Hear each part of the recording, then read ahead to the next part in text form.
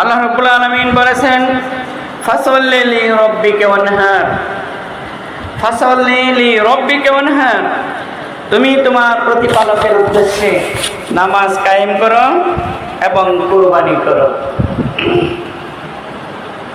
নামাজের সাথেই কুরবানির কথা এসেছে।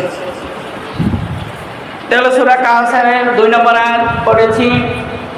এই সূরাটা সকলেরই মুখস্থ আছে, জানা আছে।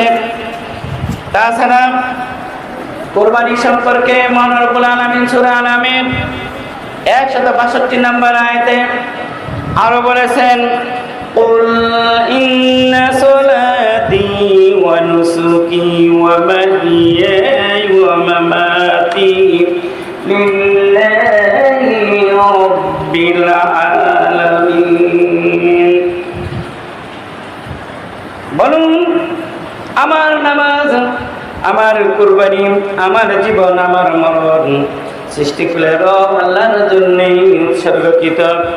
নিজের ভাষায় যদি ব্যাখ্যা শুরু বলতে হয়, যেমন এরকম বলা যায় যে আল্লাহ সুবহানাহু ওয়া তাআলা নবী করিম সাল্লাল্লাহু আলাইহি ওয়াসাল্লামকে বলেছেন, হে নবী, আপনি বলুন, আমার নামাজ, আমার কুরবানি, আমার হজ, আমার যাকাত, আমার দিন, আমার ধর্ম, আমার কাজ, আমার কর্ম, আমার জীবন, আমার মরণ, আমার ব্যবসা, আমার বাণিজ্য, আমার চাকরি, আমার বাকরি, আমার কৃষি, আমার খাবার, আমার ধ্যান, আমার ধারণা, আমার মন, আমার মানসিকতা, আমার আচার, আমার অনুষ্ঠান, আমার দুঃখ, আমার কষ্ট, আমার কান্না, আমার হাসি, আমার সমাজনীতি, আমার রাজনীতি, আমার জীবন নীতি, আমার বাড়ি, আমার ঘর, আমার ছেলে মেয়ে, আমার বন্ধুত্ব, আমার শত্রুতা, এক কথায় বলতে গেলে প্রত্যেকটি মানুষের ইহকালীন গোটা জিন্দেগির যাবতীয় কাজকর্ম,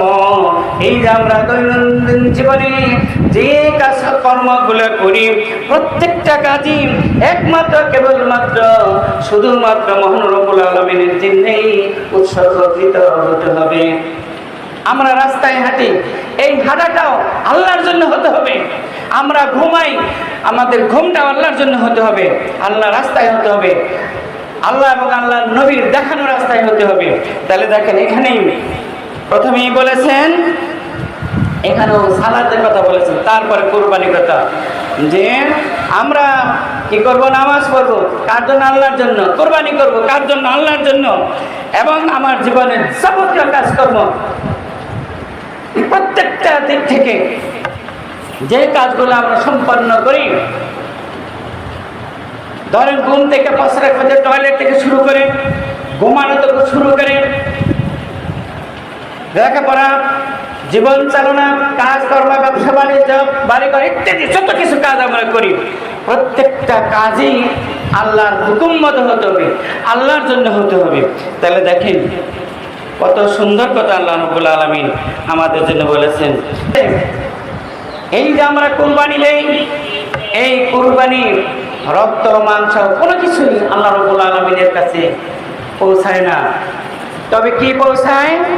আল্লাহ রাব্বুল আলামিনের কাছে পৌঁছায় মানুষের তাকওয়া। আল্লাহ রাব্বুল আলামিন সূরা মাদের 37 নম্বর আয়াতে আরো বলেছেন, লা ইয়ানালাল্লাহু লুহুমুহা ওয়ালা দিমাউহা ওয়ালাকিন ইয়ানালুহুত তাকওয়া মিনকুম। আল্লাহ রাব্বুল আলামিন বলেন, আমার কাছে কখনোই গুলির গোশত, রক্ত পৌঁছে না, তবে পৌঁছে এর মালিকের তাকওয়া। যে ব্যক্তি কুরবানি দিবে তার তাকওয়া আল্লাহর কাছে পৌঁছাবে। কতটুকু? আল্লাহকে ভয় করে।